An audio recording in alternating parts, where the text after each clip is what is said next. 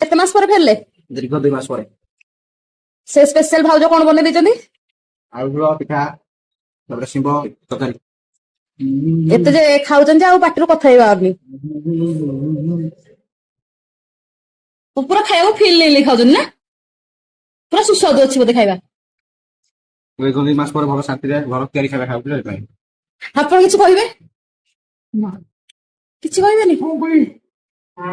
ପାଣି ଦେମା ପାଣି ଦେଖିବେ ଯାଆନ୍ତୁ ରୋଷେଇ ଘରେ ଦେଖନ୍ତୁ ଦିଅର ଖାଇବ ବୋଲି ପତଳା ପତଳା ପିଠା ପୁଣି ଗରମ ଗରମ ବନା ହଉଛି। ଆମକୁ ଦେଲ ଥଣ୍ଡା ପିଠା, ଦିଅର ପାଇଁ ଗରମ ଗରମ ଚକୁଳି। କିଛିରା ହଷ୍ଟେଲ ଲାଗି ଖାଇବାକୁ ପାଉନାହାନ୍ତି ତ ସେଥିପାଇଁ କରିଦବା ଗରମ ଗରମ ଟିକେ ଆଉ। ତୁମେ ମାନେ ତ ଡେଲି ପାଉଛ ଆଉ କଣ? ଡେଲି ପାଉଛ ଟି? ନା ନା ନା କଣ ଗୋଟେ କହୁଥିଲେ ଆପଣ? କହିଲି ସିଂହ ଯେତେବେଳେ ଜଙ୍ଗଲ ଭିତରେ ନଥାଏ ସେତେବେଳେ ବିଲୁଆ ଶିଆଳ ଶଣେ ସବୁ କଣ ଇଏ ମାନେ ବିଲୁଆ, ଇଏ ବିଲୁଆ।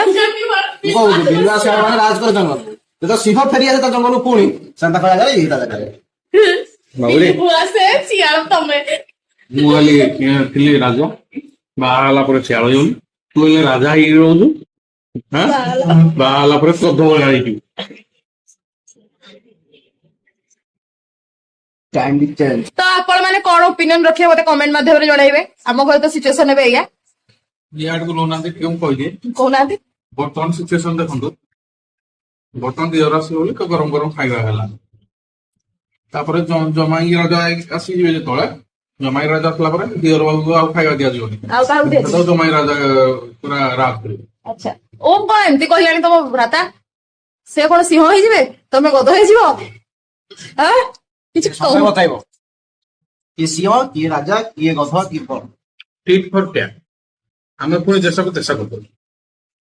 ଆମକୁ ଯଦି ଏଠି କେହି ସିଂହ ନୁହଁ, କେହି ଗଧ ନୁହଁ, କେହି ଶିଆଳ ନୁହଁ। ସେ ହଉଛନ୍ତି ସାନ, ସେଥିପାଇଁ ଯେମିତି ରାନୀ ସାନ ଥିଲେ ତାଙ୍କୁ ସବୁ